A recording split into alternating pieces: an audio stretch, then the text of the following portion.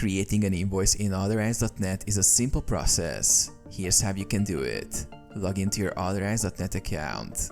Go to Authorize.net and log in with your credentials. Navigate to Invoicing. From your dashboard, look for the Tools section and click on Invoicing. Create a new invoice. Once in the Invoicing section, click on Create a new invoice. You'll be taken to a form where you can input the necessary details. Enter invoice details, customer information, enter the customer's name, email and address. This ensures the invoice reaches the right person. Invoice information. Add the title for the invoice and the amount due. You can also specify the due date and any additional notes for the customer. Line items.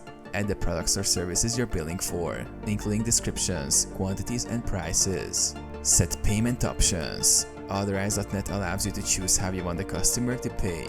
You can also enable recurring payments if needed. Review and send. Review the invoice details, and once everything looks correct, click Send Invoice. Your customer will receive an email with a link to pay.